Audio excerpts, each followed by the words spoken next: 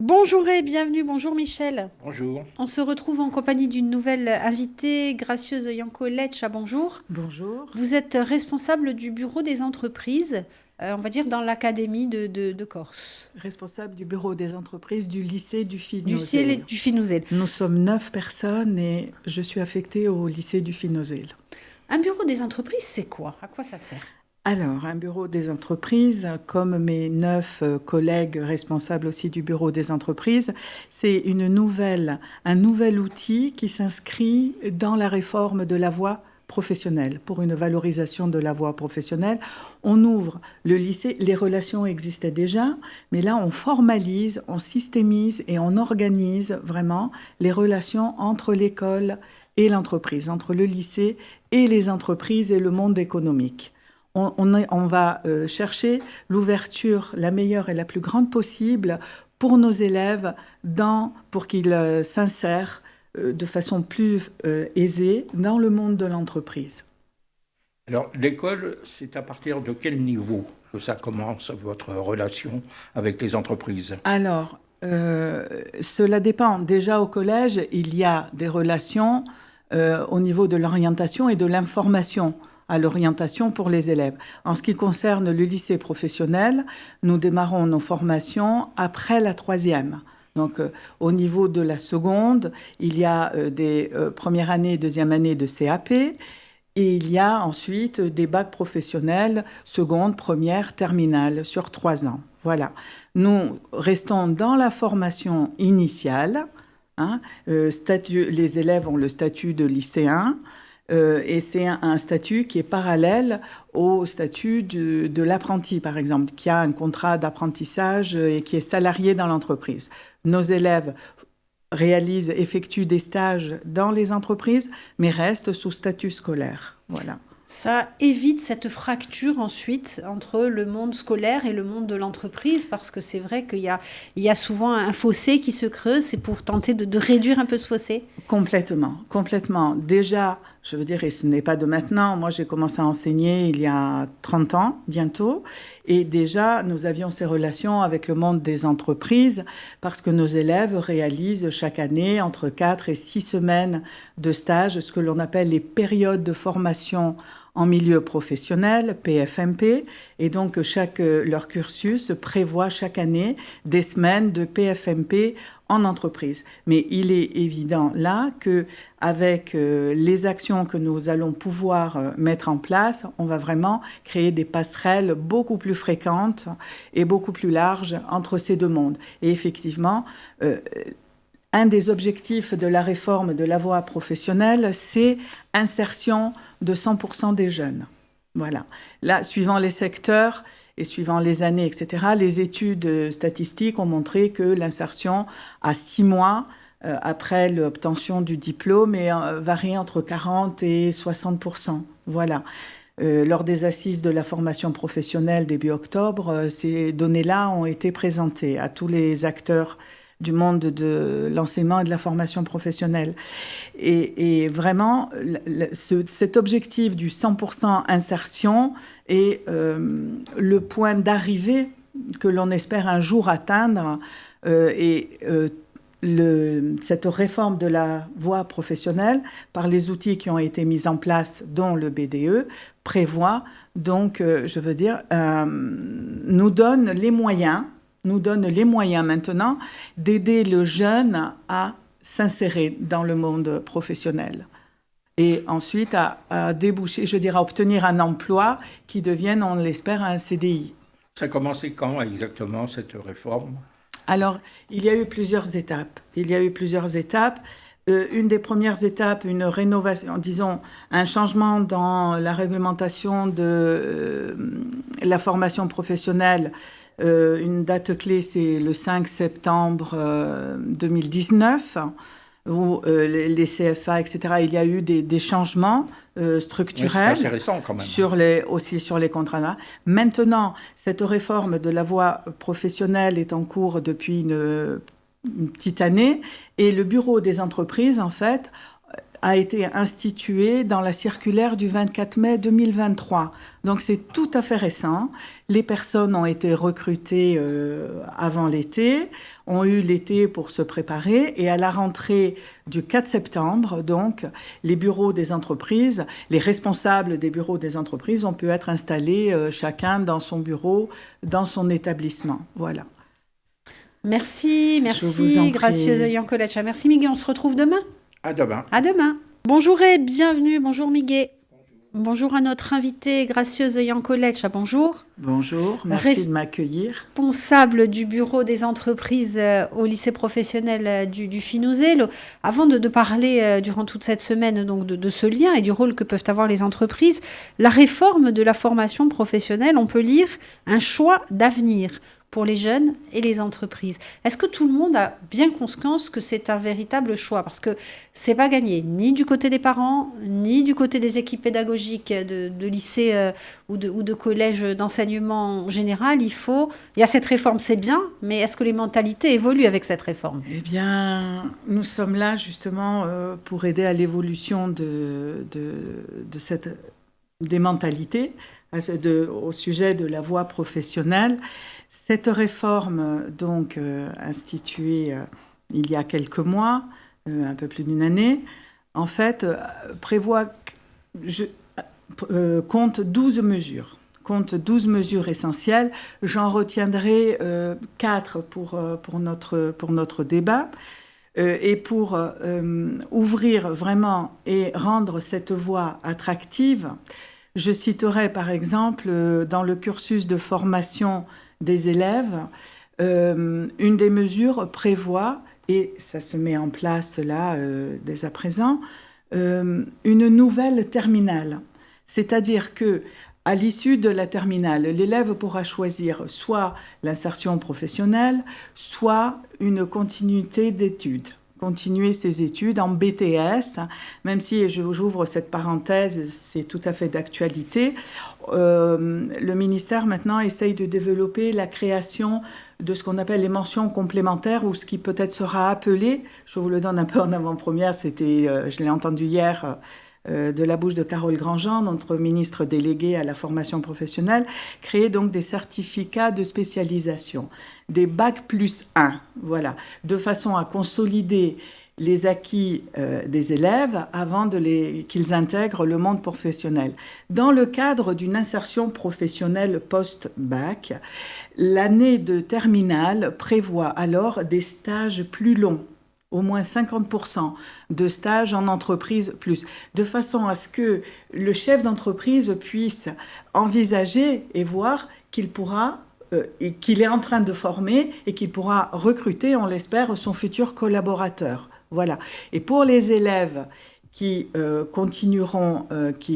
adopteront une poursuite d'études, alors il est prévu qu'ils aient des formations, des heures d'accompagnement personnalisé sur les matières fondamentales. Et il y a aussi le dispositif parcours soutien pour les entrées en BTS, de façon à ce qu'ils aient des fondamentaux plus solides pour suivre ces formations plus générales, pratiques, professionnelles toujours, mais qui demandent des fondements meilleurs en maths et en français, dans les matières fondamentales. Alors, le rapport entre l'étude même, c'est-à-dire de l'écolier ou du lycéen qui va arriver à faire ce choix, est-ce qu'on est dans un système où on va augmenter la possibilité de choisir un métier déjà, aussitôt, ou est-ce que c'est encore au niveau de la recherche du choix? C'est-à-dire que, est-ce que le lycéen va faire des essais comme ça, ponctuellement, sur différents métiers? Tout à fait. Et puis après, il va dire, au bout d'1 an, 2 ans, C'est ça que je veux faire. Tout à fait, oui, exactement. Il existe des passerelles entre les CAP et les bacs pro, des passerelles de réorientation, tout à fait, à l'interne même du lycée. Le bureau des entreprises ne s'occupe pas de ça directement, puisque le bureau des entreprises va ouvrir les entreprises aux élèves et aux équipes et au lycée.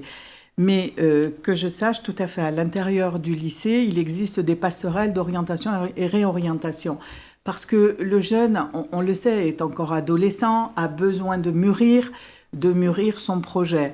Et la réforme de la voie professionnelle prévoit tout à fait ces temps de maturation et de consolidation de leur choix professionnel.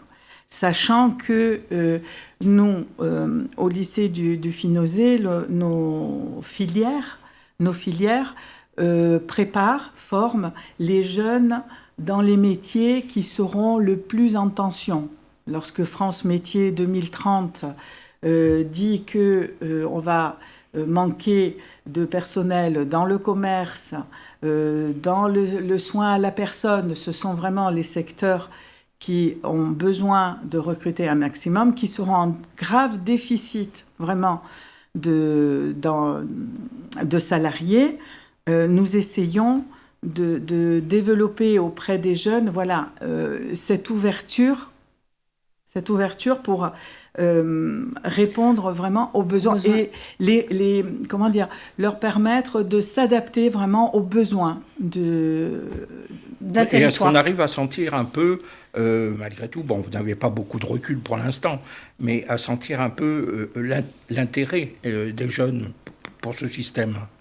Alors, l'intérêt des jeunes pour ce système, une des mesures aussi de la réforme, un grand changement, c'est que les jeunes qui sont sous statut scolaire font des stages, donc des périodes de formation en entreprise, en milieu professionnel, et perçoivent, dans le cadre de la réforme, depuis la rentrée 2023, à partir de janvier 2024, vont percevoir une allocation de stage.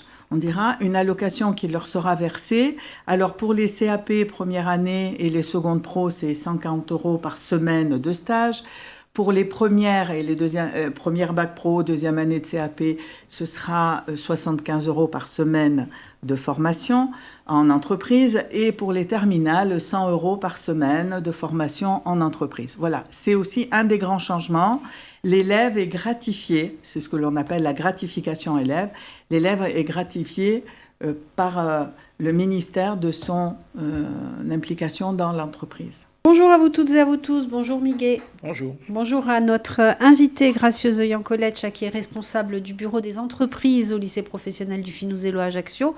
Bonjour. Bonjour. Vous parliez hier de ces métiers en tension, donc des besoins que les futures entreprises vont avoir, en Corse particulièrement, puisque vous œuvrez en Corse. On sait que le planning, on va dire, des formations professionnelles est opéré avec la collectivité de Corse aussi. C'est important justement que ces entreprises, elles soient ouvertes pour connaître leurs besoins et du coup pour adapter les formations qui vont avec, et tout un travail qui est mené aussi. Il y a le pôle Corsica Orientazione aussi. Oui, tout à fait. Alors, ça a été le leitmotiv pendant ces 3 journées des assises de la formation professionnelle. Comment mettre en place et développer des formations adaptées aux besoins des entreprises? Comment anticiper aussi ces besoins? Et ça, c'est le fruit d'une collaboration quasi quotidienne entre les représentants des entreprises, la collectivité de Corse, les lycées professionnels, enfin notre rectorat, le DRAFIC, le délégué académique à la formation professionnelle initiale et continue, etc. Et ces liens existent. Et par exemple, lors d'un atelier à Corté, nous avons travaillé, une représentante de l'OPCO commerce, de entreprise de proximité, un chef d'établissement, moi-même responsable des bureaux, et voir comment on peut, dans les centres de formation, et on a des réponses, déjà, on a des réponses et des solutions, comment dans les centres de formation, on va adapter au mieux nos formations aux besoins des entreprises. Et une des réponses actuellement, c'est ce que l'on appelle, nous avons nos diplômes nationaux, mais on peut adapter. Nos diplômes sont basés sur la validation de compétences. Et nous avons des blocs de compétences suivant les métiers, les filières, etc. Et nous pouvons adapter nos formations aux besoins en faisant ce que l'on appelle, on colore la formation. On parle de coloration de la formation, c'est-à-dire qu'on va ajouter telle ou telle pratique, telle ou telle compétence pour répondre directement. Pour notre bac pro Agora, nous avons coloré assistant à la gestion des organisations et des activités dans l'entreprise. Nous avons un bac pro à coloration transition énergétique.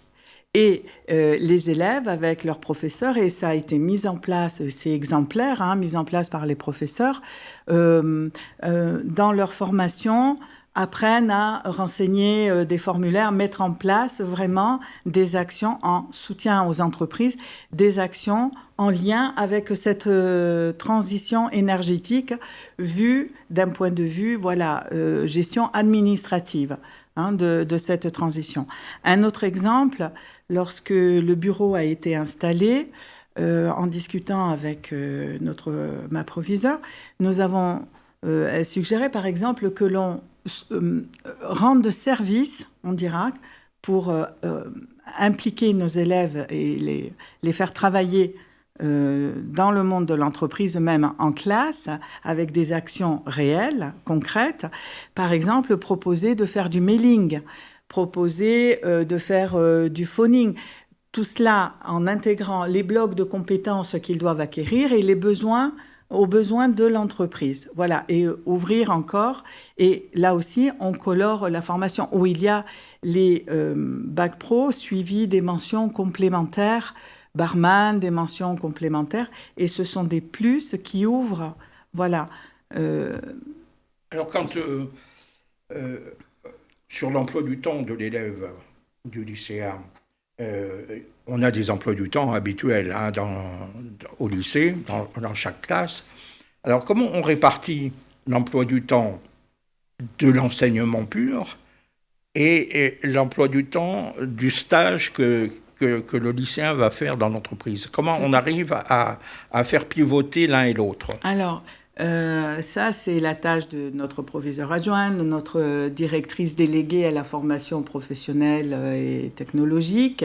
La formation sur 32 semaines ou 36 semaines sur l'année, avant même la rentrée, l'année précédente déjà est préparée, chaque calendrier est préparé avec des dates précises de départ en entreprise et puis de cours. Je veux dire, l'année est préparée bien longtemps à l'avance, et chaque année, on l'enrichit, on agrémente. Il y a aussi à l'intérieur de ce calendrier annuel des périodes maintenant, et la voie professionnelle devient une réussite grâce à ça. À l'intérieur des formations a été introduit ce que l'on appelle le chef-d'œuvre.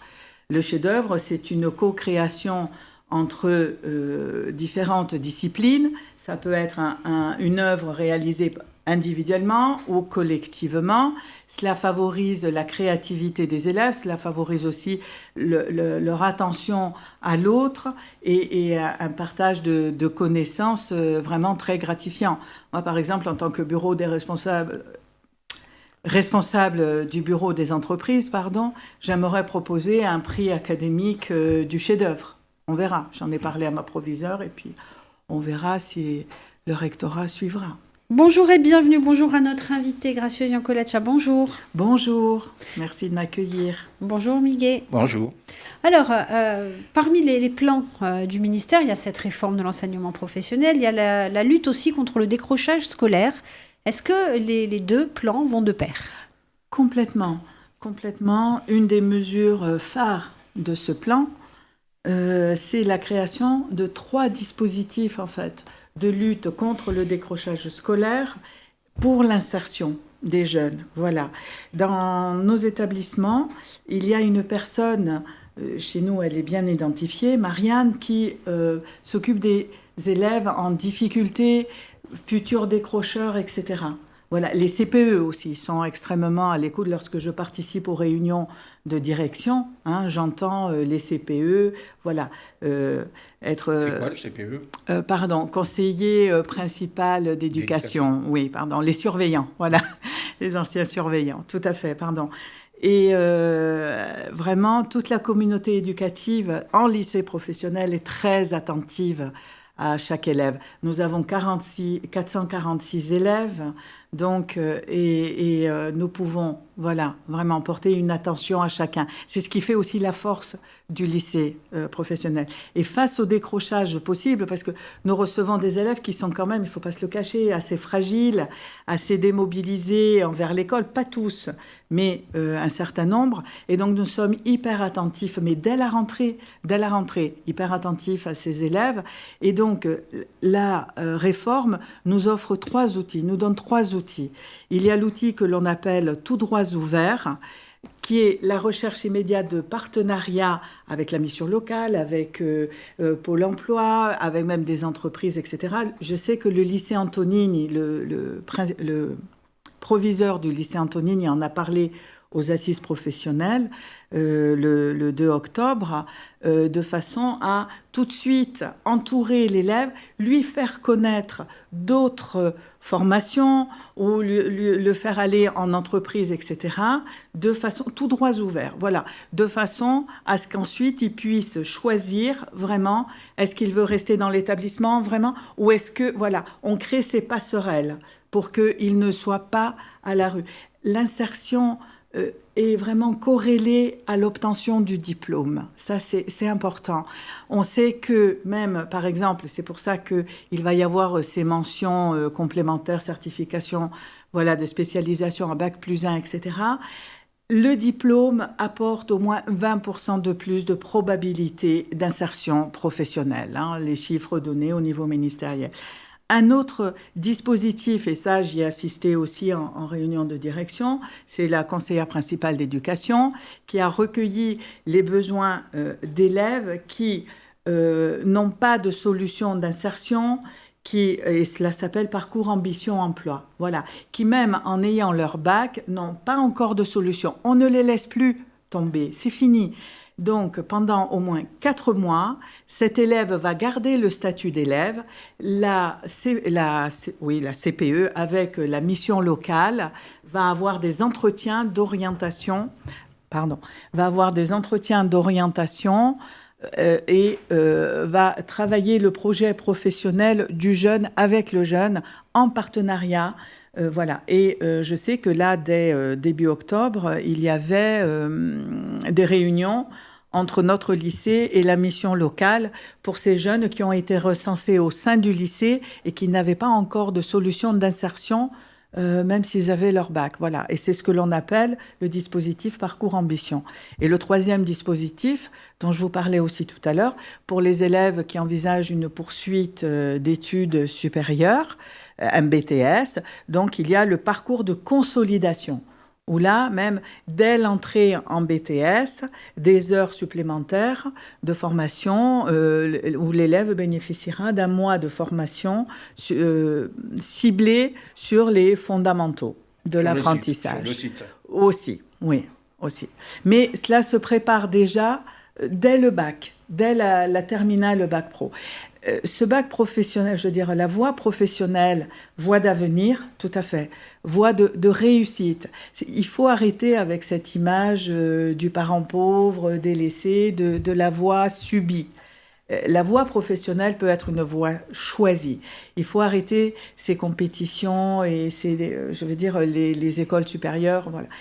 L'éducation nationale, l'institution publique, parce que c'est ça aussi, il peut y avoir aussi, en Corse maintenant, nous avons aussi des CFA privés, etc. La concurrence est assez rude.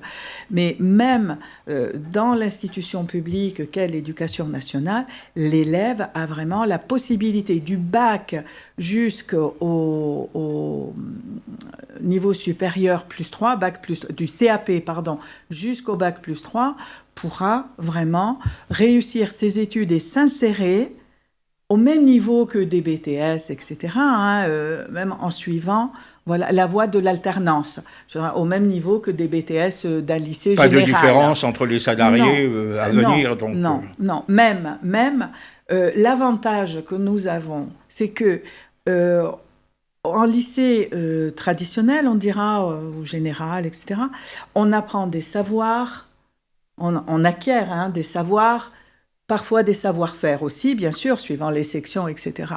L'avantage, une de nos forces, c'est qu'on acquiert aussi des savoir-être. Comme il travaille en entreprise, le tuteur en entreprise transmet ses connaissances et tous les adultes autour des jeunes transmettent aussi. On sait que les savoir-être, ce que l'on appelle les soft skills, etc., maintenant, en termes plus modernes, il y en a juste une 16 environ, dans le registre des compétences.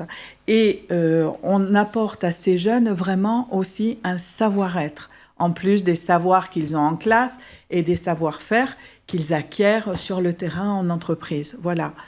Bonjour et bienvenue, bonjour Miguel. Bonjour.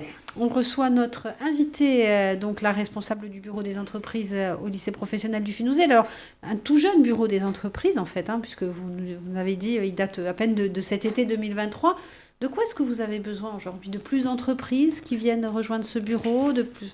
Oui, bonjour et merci de m'accueillir, bien sûr. Bien sûr, nous avons besoin de plus d'entreprises, aussi de leur soutien, d'échanger. Nous envisageons de créer, c'est dans mes missions, pour développer le sentiment d'appartenance à notre lycée professionnel, dans lequel j'évolue depuis bientôt 30 ans. Nous allons même créer une association des anciens élèves. Il y a déjà une association qui était un peu en sommeil et qui maintenant revient. Oui. On l'a vu sur les réseaux sociaux, par exemple. Oui, tout à fait, exactement. Et pour développer ce sentiment d'appartenance, je veux dire, c'est très important parce que nos élèves de maintenant ou nos anciens élèves deviennent les futurs tuteurs, où sont des personnes, chefs d'entreprise, etc., qui pourront accueillir de nouveau nos élèves. J'ai pris le pressbook du lycée qui remonte aux années 80. Le lycée a été créé en 1979 et j'espère bien que nous allons activement œuvrer pour le développement de l'association des anciens élèves et surtout pour créer le lien et la transmission aux élèves, et leur donner vraiment, rendre cette formation vraiment attractive, parce qu'elle l'est, mais on ne communique pas assez à ce niveau-là. Alors, au-delà de cette mission qui est intéressante et qui ouvre énormément de portes et peut-être de chances pour les jeunes, je ne sais pas si vous êtes conscient du phénomène qui s'est développé ces dernières années, aussi bien dans la société corse que sur le continent, partout, du jeune qui devient petit à petit adulte et qui n'a plus envie de travailler du tout. Alors on l'a vu cet été, tous nos amis restaurateurs, les entreprises d'aide à la personne éventuellement, on ne trouve plus de jeunes, on ne trouve plus de personnes pour remplir le métier et la fonction dans l'entreprise. Oui. C'est un phénomène inquiétant parce que c'est un phénomène non pas de décrochage, comme on disait hier, c'est pas du décrochage, c'est que tout d'un coup, les gens n'ont plus envie de travailler. Alors comment on peut essayer de gommer ça? De remobiliser, oui. Il y a un désintérêt, c'est évident, c'est la conséquence post-Covid, tout le monde en convient, tout à fait. Et il y a ce déficit, tout à fait, entre les départs à la retraite, etc. Déjà, les personnes ont du mal à recruter ou les personnes ne veulent plus s'impliquer. C'est un phénomène sociétal. Là, j'en viendrai aussi justement à la responsabilité aussi sociétale de l'entreprise au niveau des formations. Au niveau des formations, il est important que les chefs d'entreprise aussi communiquent, et c'est le rôle du bureau des entreprises d'être une passerelle à ce niveau-là, présenter leur métier, leurs entreprises, etc., et les rendre attractives. Il y a un travail de fond à faire comme nous souhaitons que cette attractivité vers le lycée professionnel se développe et que les élèves se sentent gratifiés de venir en lycée professionnel et non plus subir cette orientation, nous œuvrons aussi, voilà, et avec les entreprises, pour que les choses changent.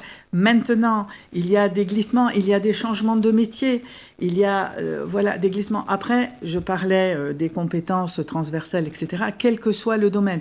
Mais ces métiers en tension, hôtellerie-restauration, on le vit au quotidien, hein, hôtellerie-restauration, métier du tertiaire, commerce, c'est notre section. Nous avons un peu plus de 40% de nos élèves qui sont dans le commerce, mais juste 15% dans le tertiaire administratif. Mais il est dit aussi qu'il y a des métiers qui vont disparaître. Moi, je lisais dans ces documents de la DARES, hein, la Direction de l'animation, de la recherche, des études et des statistiques du ministère du Travail. La Corse est la région qui va le plus recruter. Le tourisme est important. Maintenant, il faut aussi que les décideurs politiques mettent en place. Nous proposons, nous sommes force de proposition. Nous essayons d'être proactifs, force de proposition, mais ce sont les décideurs ensuite, non plus sur un seul plan annuel. Le ministère voudrait mettre en place des plans sur plusieurs années, faire cette projection. Nous travaillons sur ces chiffres de France Métiers 2030 et en fait, il s'avère que la Corse deviendra, et la région, hein, qui recruteront le plus d'ici 2030. C'est à nous d'œuvrer pour rendre la formation attractive et aux entreprises avec nous de rendre leur métier attractif, c'est clair. Cela ne passe pas que, je pense, bien sûr, la première des demandes des salariés, c'est un salaire, un bon salaire, 42% des personnes, hein, une bonne ambiance au travail pour 36%, le sentiment d'être utile pour 31%, voilà ce que les salariés attendent de leur travail. À nous d'œuvrer et en concertation avec la CDC, avec tous les centres de formation et avec les OPCO, les représentants des entreprises, les représentants des branches professionnelles, rendre effectivement cette... Parce que il est nécessaire quand même que cette main-d'œuvre puisse se former, monter en compétences. C'est très important. Sinon, c'est notre système économique qui est en danger.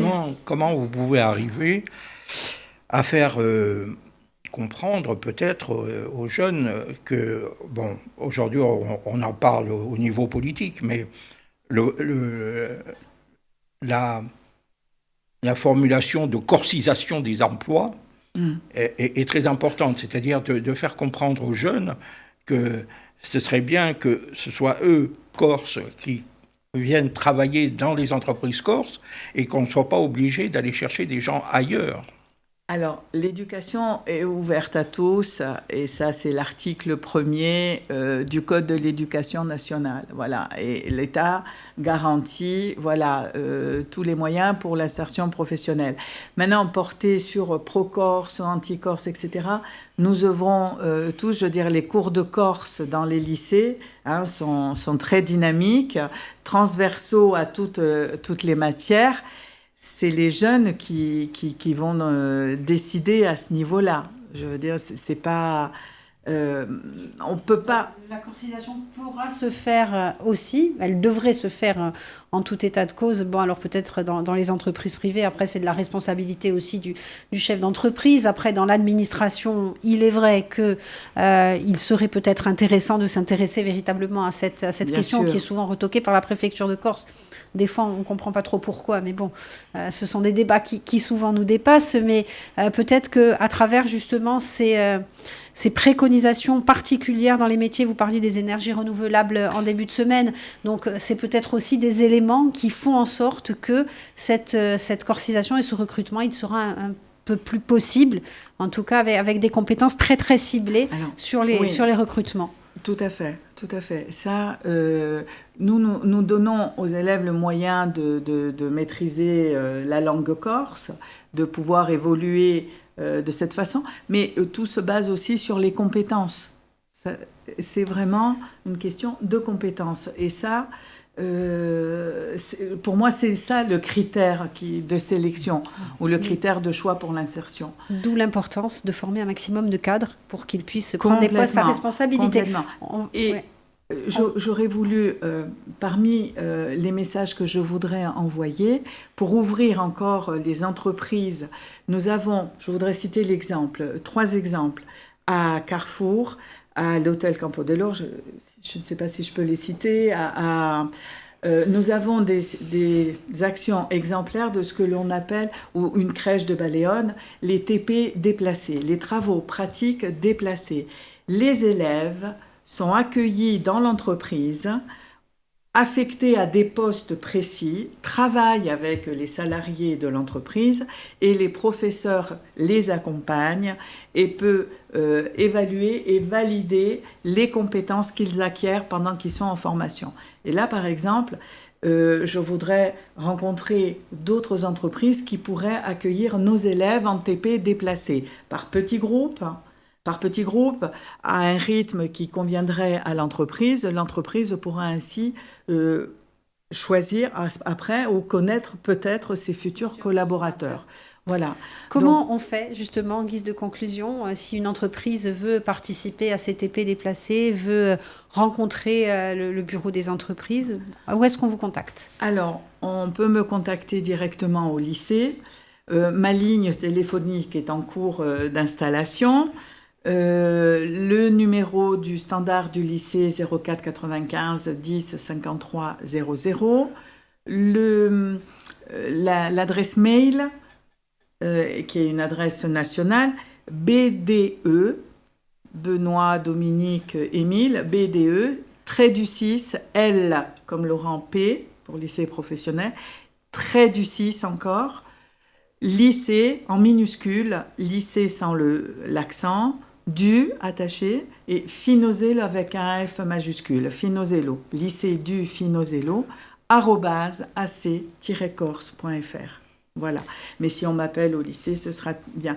Juste un dernier point, et non des moindres, pour participer, je veux dire, une autre participation que nous demandons aux entreprises concerne la taxe d'apprentissage.